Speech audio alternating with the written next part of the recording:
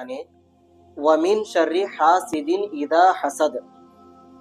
ಅಂತ ಜನರು ನಿಮ್ಗೆ ಏನಾದ್ರೂ ಕಂಡು ಬಂದಿದ್ರಿ, ನೀವೇನ್ ಮಾಡ್ಬೇಕು? ಅಯ್ಯಲ್ಲ, ಯಾರು ನನ್ಗೆ ನೋಡಿ ಹಸದ್ ಮಾಡಕ್ ಕುಂತಿದ್ದಾರೆ, ಯಾರು ನನ್ನನ್ನು ನೋಡಿ ಹೊಟ್ಟಿಗೆ ಪಡ್ಕೊಳಕ್ ಕುಂತಿದ್ದಾರೆ, ಯಾ ಅಲ್ಲಾ ಅಂತ ಜನರನಿಂದ ನನಗೆ ರಕ್ಷಣೆ ಮಾಡು ಯಾ ಅಲ್ಲಾ.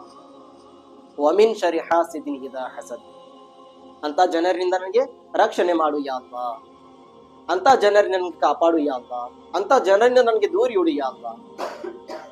ಏಕೆಂದ್ರೆ ಹಸದು ಹೇಗೆ ಹುಟ್ಟತೈತಿ ಮನುಷ್ಯನ ಒಳಗೆ? ಬುಜುರ್ಗಾನೆ ಇಸ್ಲಾಂ ಮೊದಲೇ ಎಕ್ಸಾಂಪಲ್ ಕೊಟ್ಟರು. ಹಸದು ಸ್ಟಾರ್ಟ್ ಆಗುತ್ತದೆ ಸಿಟ್ಟಿನಿಂದ.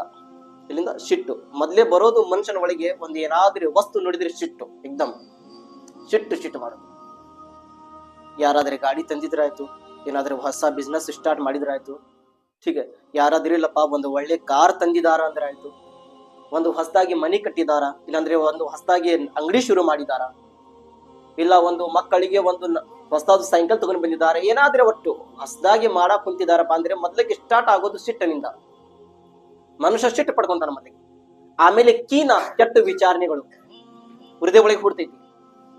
ಇದು ಆಗಿದ ನಂತರ ಹಸದ್ ನೋಡ್ಕೊಂಡು ಉರಿಯೋದು, ಎಕ್ದಮ್ ಬರೀ ಹೊಟ್ಟೆ ಕಿಚ್ಚು ಪಡ್ಕೊಳ್ಳೋದು, ಬರೀ ಅವ್ರ ಬಗ್ಗೆ ಏನಾದ್ರೂ ಕೆಟ್ಟ ವಿಚಾರಣೆ ಮಾಡೋದು, ಏನಾದ್ರೂ ಹಾಳು ಮಾಡಬೇಕು. ಈಗ ನಡೆದಿದ್ದು ಹೆಂಗಪ್ಪ ಅಂದ್ರಿ,